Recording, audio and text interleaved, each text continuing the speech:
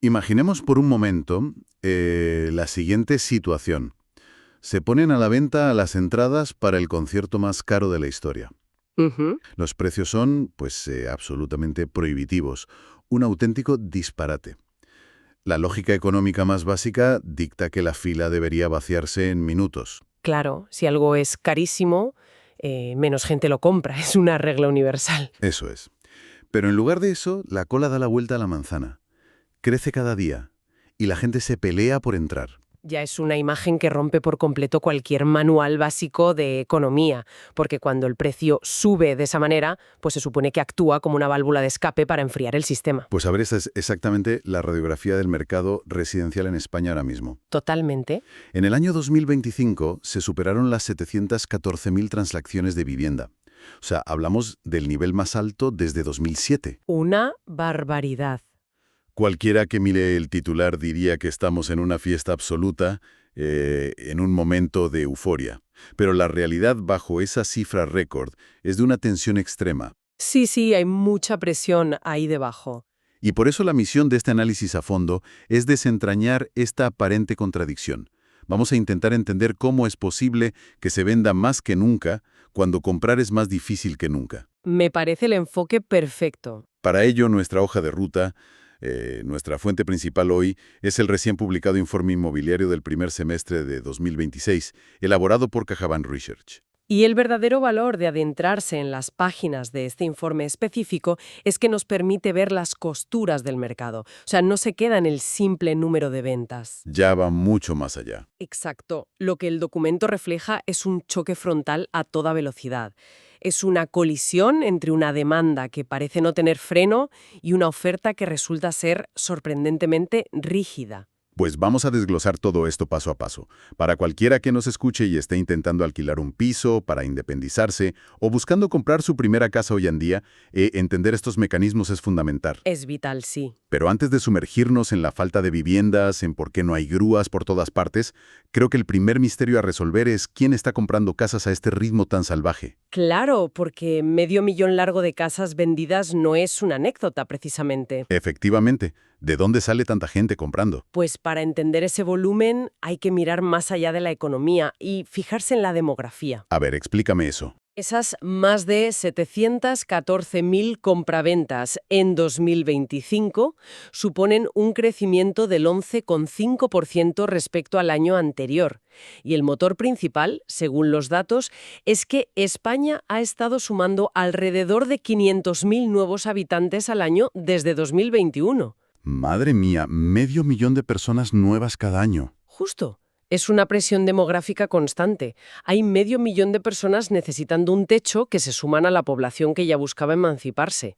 Y a esto se le une pues que el empleo ha mostrado cierta resiliencia y los tipos de interés se han estabilizado. Vale, entiendo el factor poblacional, pero aquí es donde necesito que me aclares algo, porque siempre que se habla de récords inmobiliarios, la imagen mental que tenemos es la del inversor extranjero. Ya, el del maletín. Eso es. El inversor que llega con fondos infinitos o el comprador local que paga al contado, a tocateja. Es lo típico que se suele pensar. Claro, uno asume que son ellos los que sostienen este ritmo frenético mientras el ciudadano de a pie se queda mirando. Pues esa es la narrativa tradicional, pero los datos del informe muestran un cambio de tendencia que es crítico. O sea, ojito con esto. A ver, Lejos de estar dominado por ese perfil de alto poder adquisitivo, resulta que los compradores extranjeros no residentes han bajado en proporción. Han pasado del 7,9 al 6,8% del total. anda. Y lo que es más revelador todavía, las compras al contado, aquellas que no necesitan hipoteca, cayeron del 35% en 2024 a rondar el 30% en 2025. Espera, eso me rompe los esquemas por completo. Ya es sorprendente. Si el que tiene el maletín lleno de efectivo se está retirando, entonces, ¿quién demonios está comprando y batiendo récords de ventas? El comprador nacional, que depende del banco. Ostras, El matiz importante aquí es que el mercado se está sosteniendo cada vez más sobre los hombros de familias y particulares que necesitan pedir crédito. o sea, gente normal hipotecándose. Exactamente. El comprador con gran músculo financiero que operaba con mucha liquidez empieza a ver menos recorrido o simplemente busca otras inversiones.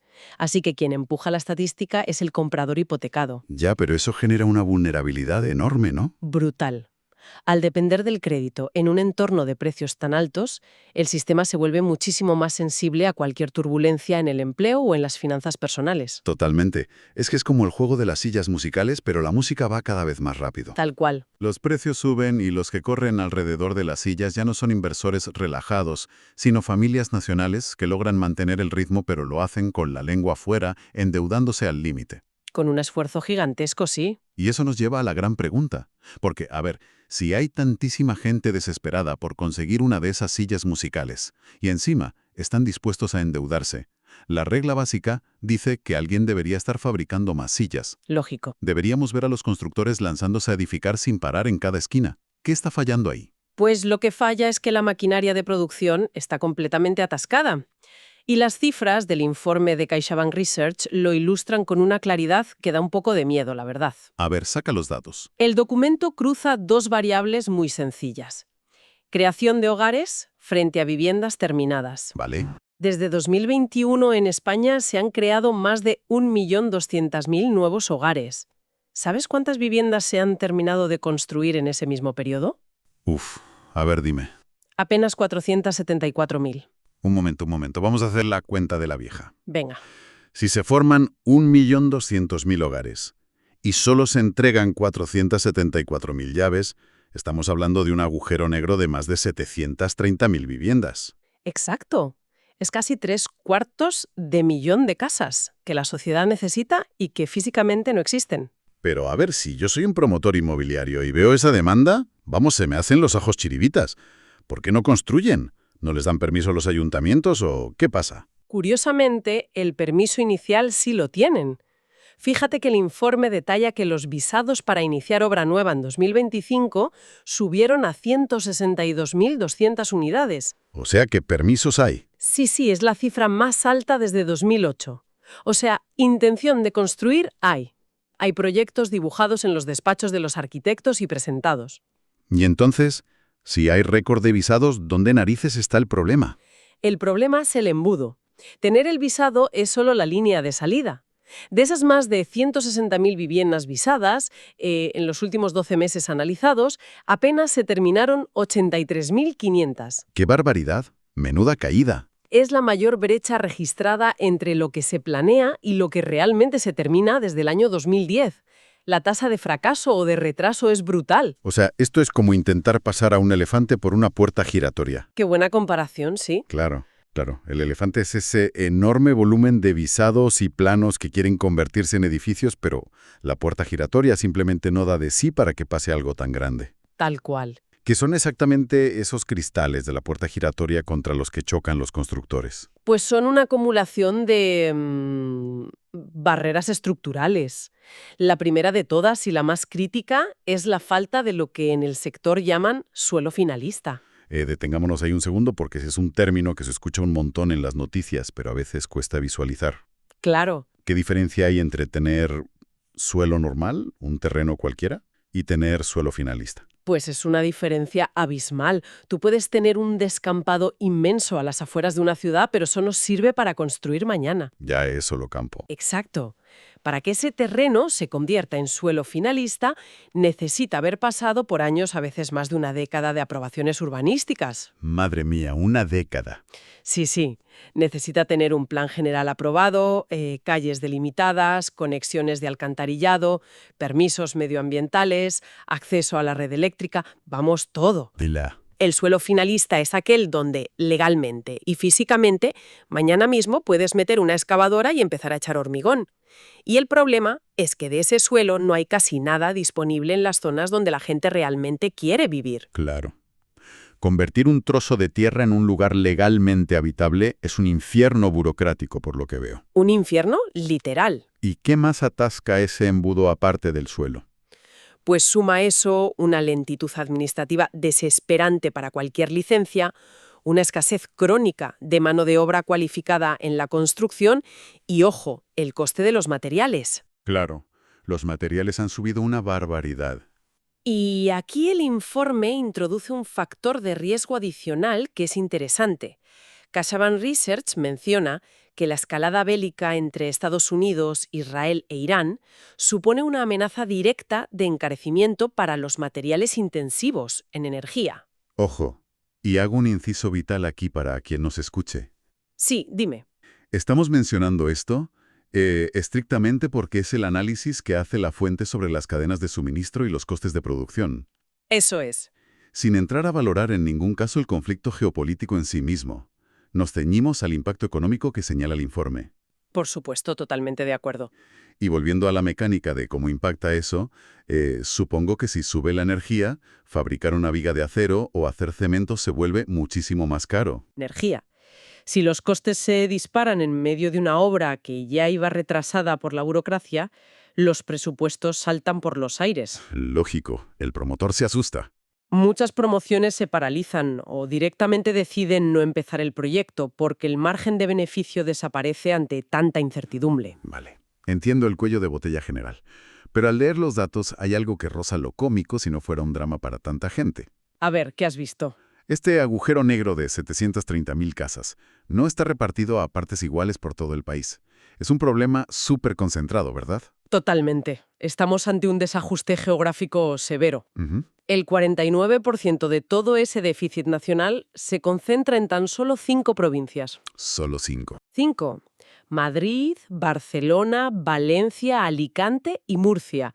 Los grandes motores económicos y el arco mediterráneo son los que están absorbiendo la presión demográfica, pero no logran generar las casas.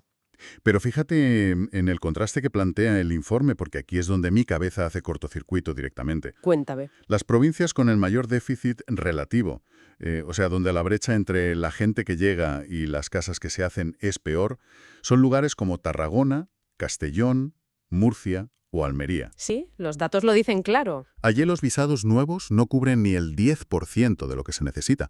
Sin embargo, en provincias como Sevilla, Navarra, Córdoba o Asturias, que tienen una necesidad estructural mucho menor, se está construyendo con una intensidad muchísimo mayor. Ya, es paradójico. Es que es como abrir un supermercado gigantesco en un pueblo fantasma, mientras en el centro de la ciudad la gente hace colas para conseguir una barra de pan. ¿Por qué hacen esto los constructores? ¿Tienen alergia a ganar dinero en Madrid o Barcelona? No, para nada. La respuesta es que el capital es conservador y huye de la incertidumbre. Ya, el riesgo. No es que no quieran construir en Barcelona o Madrid, es que la rigidez institucional local lo hace inviable. A ver, desarróllame eso. Si tú eres un promotor y tienes un capital limitado, evalúas el riesgo. Operar en una zona altamente tensionada significa enfrentarte a regulaciones cambiantes, a planes urbanísticos paralizados durante años y a un coste del suelo que hace casi imposible cuadrar los números. Claro, no te sale a cuenta para vender a un precio que el banco luego pueda financiar. Exacto. Así que se rinden. O sea, tiran la toalla en las grandes ciudades. Bueno, más bien se reubican. El promotor coge su dinero y se va a mercados periféricos, a provincias donde el ayuntamiento es más ágil, donde hay suelo finalista disponible y donde el papeleo es predecible. Ah, amigo. Se construye donde el entorno administrativo lo permite, no donde la sociedad lo demanda desesperadamente. Eso es. Y esto genera un círculo vicioso terrible en los polos de atracción de talento. Porque la población sigue llegando a trabajar a esas grandes urbes, pero las grúas se han marchado a otra provincia. Es tremendo. Y esto tiene que tener una onda expansiva, lo cual nos lleva al tema espinoso de los precios. Uf, los precios. Claro, porque si metes a cientos de miles de personas en 5 provincias y el elefante de la construcción no logra pasar por la puerta giratoria, algo tiene que ceder. Y lo que cede es el bolsillo del ciudadano. Sin duda. El informe detalla que en 2025 el valor tasado de la vivienda subió un 11,2%, pero los precios de transacción se dispararon un 12,7%. Un salto importante, sí. Ayúdame a entender la diferencia entre esos dos conceptos. ¿Y por qué importa que uno suba más que el otro? Pues es un matiz fundamental para leer la fiebre del mercado actual. A ver.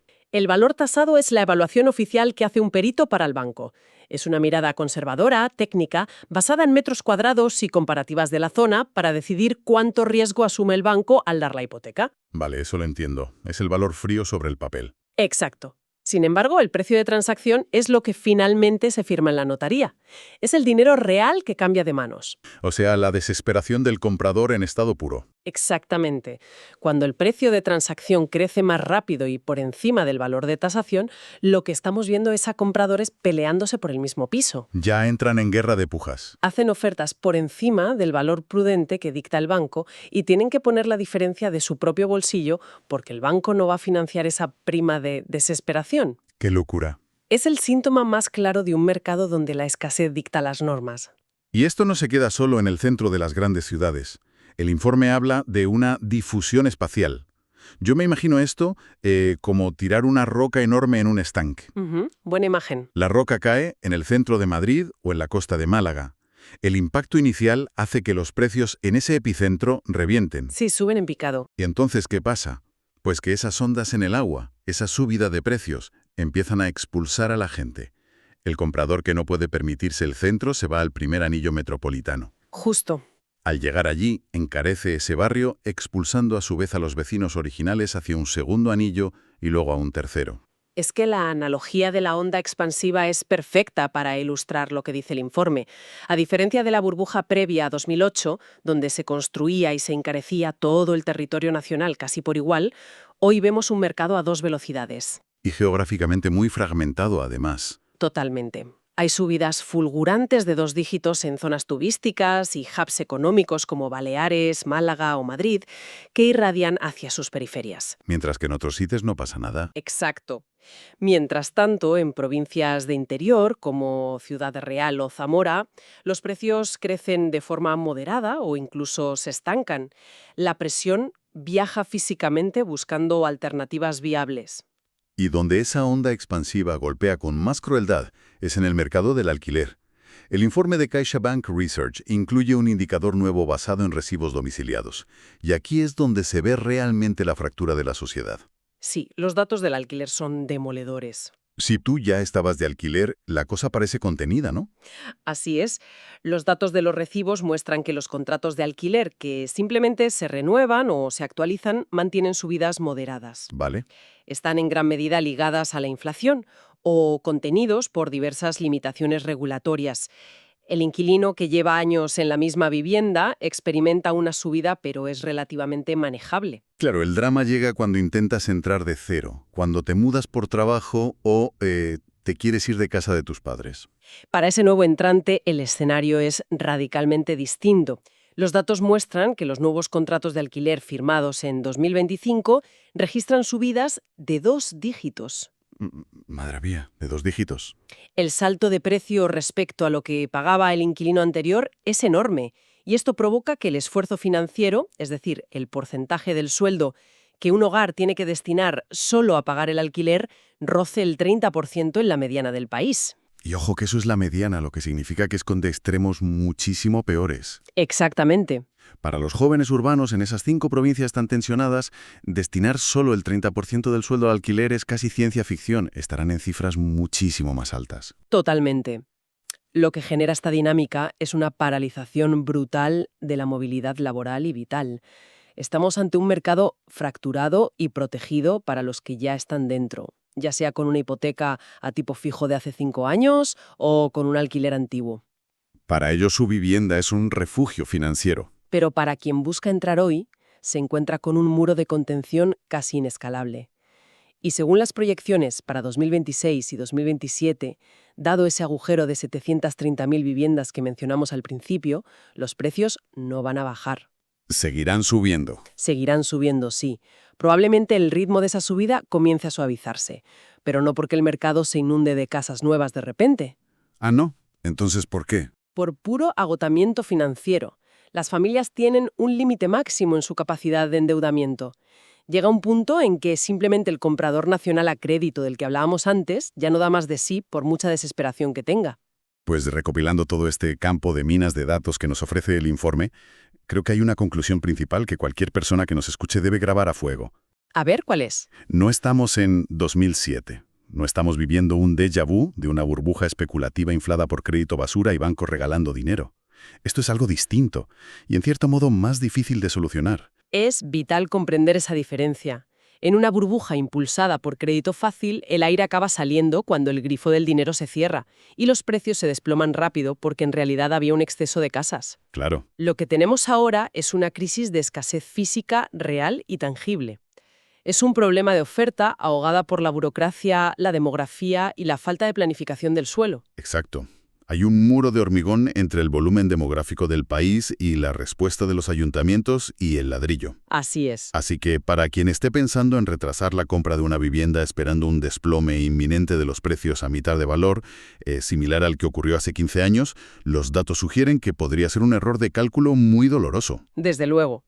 Si no se resuelven los inmensos cuellos de botella de la oferta que impiden que el suelo se convierta en viviendas habitables, la escasez seguirá mandando. El diagnóstico es claro. Mientras el tiempo que se tarda en generar suelo urbanizable se mida en décadas y la creación de hogares se mida en trimestres, el desequilibrio seguirá presionando el precio al alza. Y tanto que sí. Y esto me lleva a una última reflexión para cerrar. Después de repasar este laberinto de visados atascados, regulaciones lentas y déficit geográfico, resulta inevitable pensar en la paradoja que vivimos como sociedad. A ver, cuéntame. Hoy en día casi todo en nuestro estilo de vida fluye a una velocidad de vértigo. Totalmente. El teletrabajo, las conexiones digitales, los cambios de profesión, somos increíblemente ágiles. Vamos a 1000 por hora. Sin embargo, el soporte físico donde desarrollamos esa vida ágil, nuestras ciudades siguen operando con tiempos geológicos. Ya, es un contraste brutal. Tardan literalmente décadas en aprobar un plan urbanístico y levantar un barrio. Y la pregunta que queda flotando para quien nos escuche es, ¿llegará un punto en que nuestra existencia digital avance imparable en el siglo XXI, pero nos veamos irremediablemente atrapados, frenados y empobrecidos por la extrema lentitud y la rigidez física de la gestión urbana del siglo XX? Es una gran pregunta. Es como si la mente de la sociedad volara, pero el cuerpo estuviera atado al suelo esperando a que algún día la burocracia deje pasar a ese elefante por la puerta giratoria. Es sin duda una de las grandes fricciones estructurales de nuestra época. La velocidad de la demanda social contra la parálisis del territorio. Una imagen que da mucho en lo que pensar. Hasta aquí este recorrido analítico por la realidad de los datos inmobiliarios. Ha sido un trayecto denso pero absolutamente revelador para entender el suelo que pisamos. O bueno, el que intentamos pisar.